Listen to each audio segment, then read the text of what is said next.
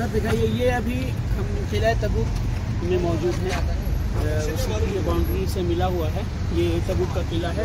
یہ چشمہ ہے جس میں نبی کریم صلی اللہ علیہ وسلم جب آئے تھے تبوک میں تو آپ صلی اللہ علیہ وسلم نے پانی پیا تھا، یعنی سکر نام ہے، سکر ایک طرف اور پودے کا نام ہوتا تھا جو اطراف میں پایا تھا، اس لیے نام رکھا گیا تھا۔ آپ صلی اللہ علیہ وسلم یہاں اترے بھی تھے، پانی بھی پیے تھے اور اس کے لیے برکت کی دعا بھی کی تھی، اور کافی پانی نکل رہا تھا۔ آپ صلی اللہ علیہ وسلم یہاں وضو بھی کیے تھے، اور آپ صلی اللہ علیہ وسلم نے حضرت معاذ کو کہا بھی تھا کہ اے معاذ، اگر تمہاری زندگی آگے طویل رہی تو دیکھنا تم اس کے اطراف میں ہریالی اور پانی وغیرہ کی بہتات پاؤ گے۔ ابھی ہم مسجد الرسول سے جب آئے تو وہاں بھی اطراف میں کافی ہریالی تھی۔ یہ جو ہے پھر یہ حوض ہے،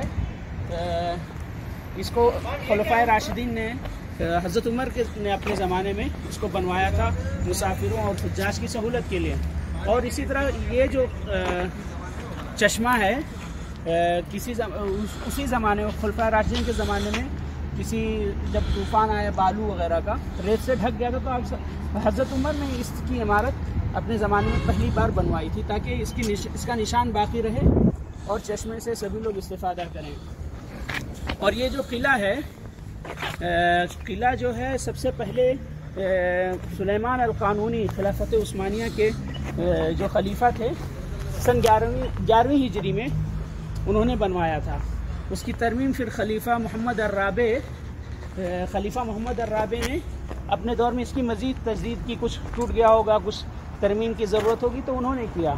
اس کے بعد آخری بار خلافت عثمانیہ میں آخری بار سلطان عبد المجید نے 1848 میں اس کی تجدید کی اور تعمیر کی۔ اس کے بعد یہ جب سعودی دور حکومت آیا تو 1950 میں سعودی حکومت نے اس کی تجدید کی آخری مرتبہ، اور پھر مزید اس پہ دھیان اور اہتمام سعودی حکومت کا یہ خاص اور اس طرح کا بنایا۔ اب ہم اندر جا رہے ہیں،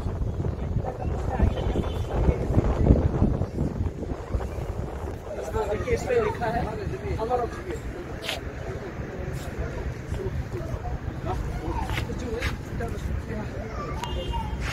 یہ دیکھیے، اس کے میں جو سلطان محمد الرابع ان کا نام اور پورا لکھا ہوا ہے کہ انہوں نے اپنے زمانے میں بنوایا تھا، اس کی تجدید کی تھی اور آخری بار انہوں نے کیا ہے۔ اب ہم اندر داخل ہو رہے ہیں، لکھا ہے، یاد پڑھیے گا۔